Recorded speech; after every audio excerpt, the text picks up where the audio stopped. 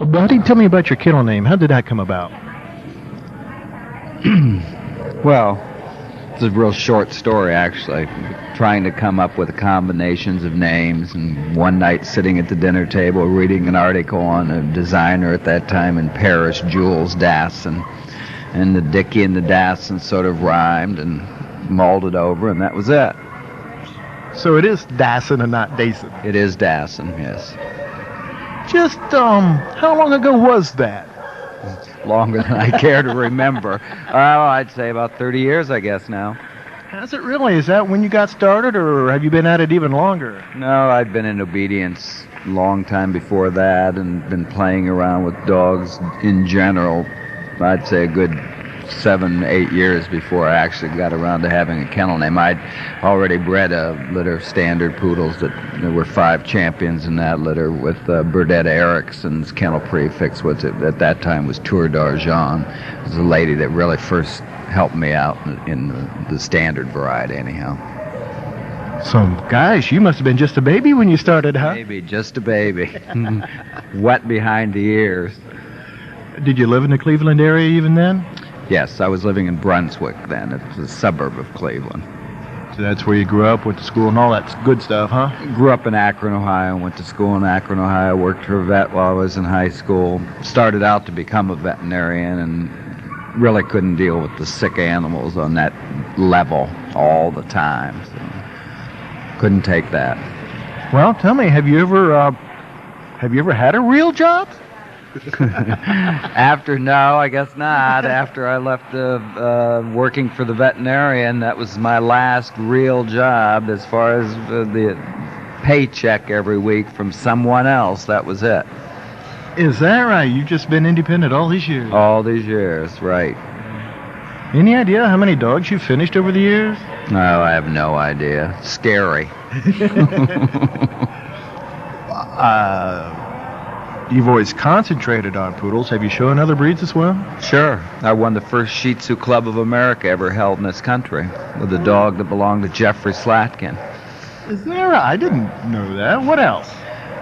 Other breeds, I was the best in show on an Afghan, Shih Tzus, Maltese, shown a few Chihuahuas. My first breed was a Cocker Spaniel. He was the first Cocker Spaniel in the state of Ohio to have a utility degree. Oh, is that right? You were that into obedience at one time. That was my thing, obedience. Yeah, I finished 2 German Shepherds to their UDs, a Cocker Spaniel to his UD, and a Boxer to his UD.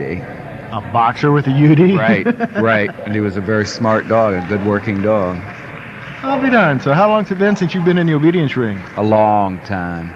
Too long. Actually, I mull it over every now and again, think I'm going to get back into it, but time just doesn't allow it, yeah. But it never really gets out of your system, does it? No, I enjoy it. I still sit and watch it occasionally. If I have 5 or 10 minutes and I happen to be walking by the obedience ring, I sit and watch it for a few minutes. I enjoy it. But it's always the poodle. You ventured into other breeds, but it's always back to the poodle, have you? Oh, right. It's the breed. I love the breed. If I was only to have one dog, it would be a black standard poodle bitch. Is that right? You boil it down to allowing yourself one dog. I figure when I get to the point where I'm old and decrepit and only can deal with one, that'll be what it'll be. So your seeing eye dog will be a black standard poodle bitch? It will be. Or my wheelchair pusher, whatever the case may be. That'll be it. Why? What is it about the breed that just possesses you? Well, I don't know, actually. It's like a drug addiction, I suppose. Once it's in your blood, I am sure it's the same with many dog people in the breed that they choose. They love them. They're aesthetically, they please me. They're smart. It's well known that they're one of the most intelligent breeds. I don't know why one person likes mink and the other likes sable. I just love standard poodles. Yes, but so many other breeds are not so much work. Right, but that's also part of the poodle itself. You know, you have the desire to create. You're artistic in some way, and this is something that you can do. It's competitive, and It's a God-given talent, in my opinion. I'm lucky.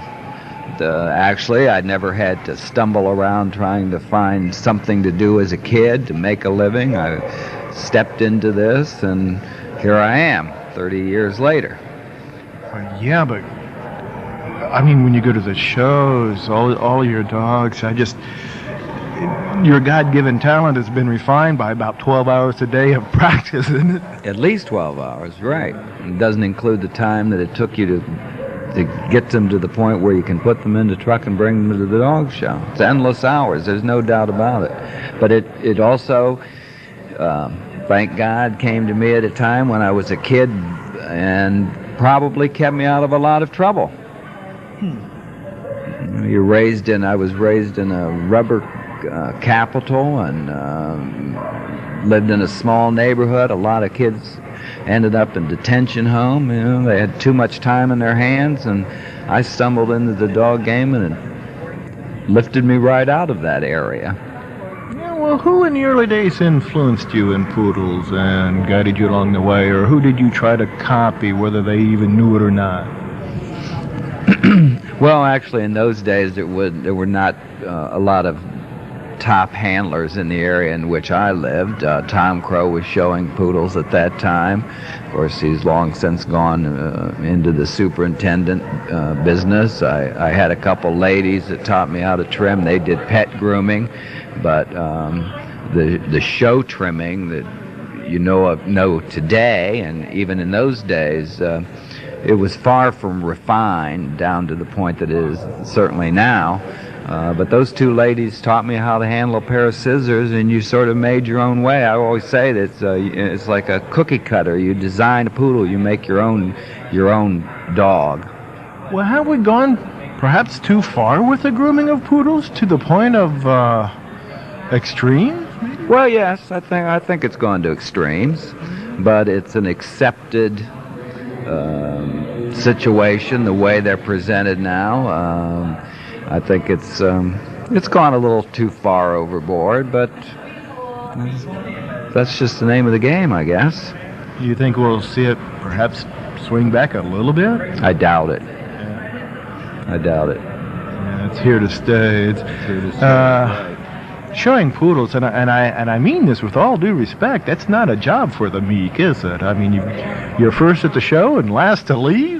There's no doubt about that, and it's very, very competitive. I wouldn't want to be... I don't know that I would actually really advise a young person to try to make it as a poodle handler. It takes a lot of dedication, and there are many other ways to make a buck other than trying to deal with poodles. Well, and it's so competitive. No doubt about it. It's so many heavy players in it. Tell me about the poodle. Outside of the grooming, how's it changed, or has it changed in the 30 years that you've been devoted to them? Oh, they've definitely changed. I was just sitting at the ringside talking with Steve, who, of course, is an AKC field representative now, but he and I were kids going to the dog shows together, not together, but attending a lot of the same dog shows, and of course poodles was one of his main breeds. And we were just discussing the changes and I wondered to myself, maybe I've become jaded, maybe I've just seen too many poodles, but I wonder, those dogs that I thought were so wonderful then, if they really were as wonderful as I thought they were at the time. Maybe not, but they have definitely changed. That much I do know. They're much. They were not nearly as fancy, if that's the word you want to use, as they are now. I think probably they were a little sounder. No, wait, they were sounder back then? I think so. But in my way of thinking, prime importance in a poodle is its way they carry themselves going in a circle. The way they bend their knees, their stifles, and their hocks. And I don't believe that way back when they had that much flexibility in their back legs, viewed from the side. Probably going away from you and coming at you, their legs were hitting the ground a little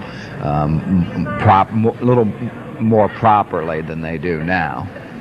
So that was Steve Hurt that you were talking about with. Right. And was he a pretty good handler? That's a loaded question. Yes, I know. And I loaded Very it. competitive. We always had a good time, Steve and I. Very competitive. That's very diplomatic, I might.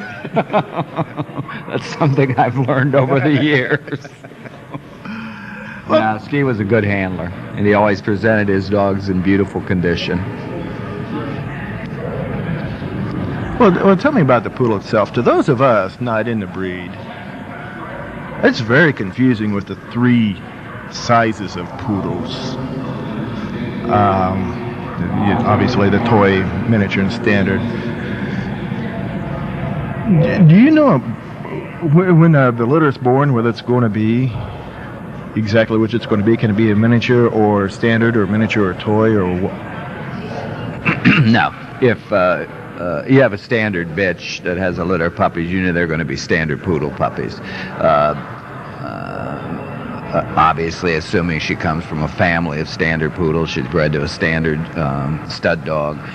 There is a sometimes question in a toy litter whether or not those toy puppies are going to be miniatures or technically over 10 inches tall. And many of the toys in the ring today and in the pedigrees of today are bred down from miniatures. There are a lot of toys that are generations of toy breeding. But you can tell size at the time of birth. Basically, they'll fool you sometimes. Yeah, but you know, the rest of us come from, we at least know what group our dog is going to be in. Yours could go, in the case of toys and miniatures, it'd be one group or the other. And that just seems a little bizarre to me. Not really. I can't really think of a miniature poodle that has come from toy breeding. In other words, at least 3-4 generations of what you can consider toy breeding, under 10 inches or in the neighborhood of 10 inches, that could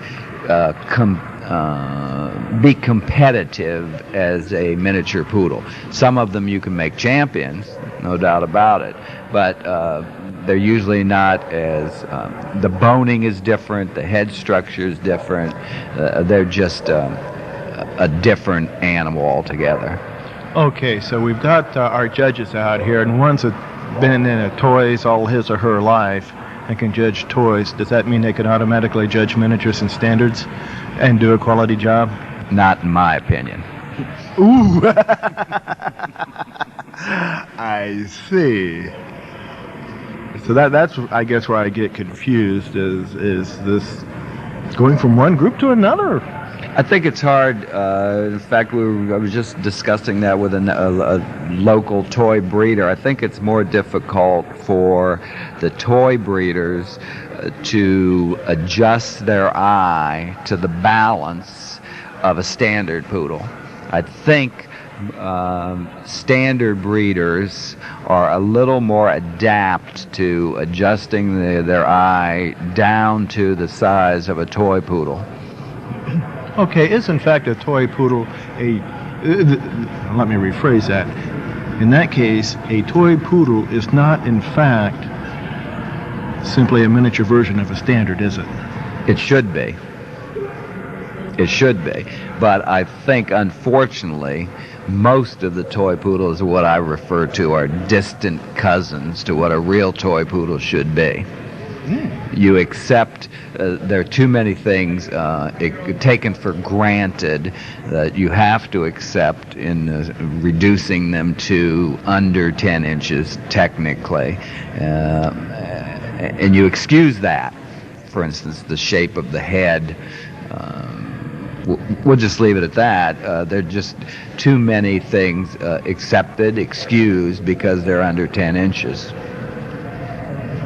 Oh, so it's almost like some people put more importance on the size of the dog than the quality within.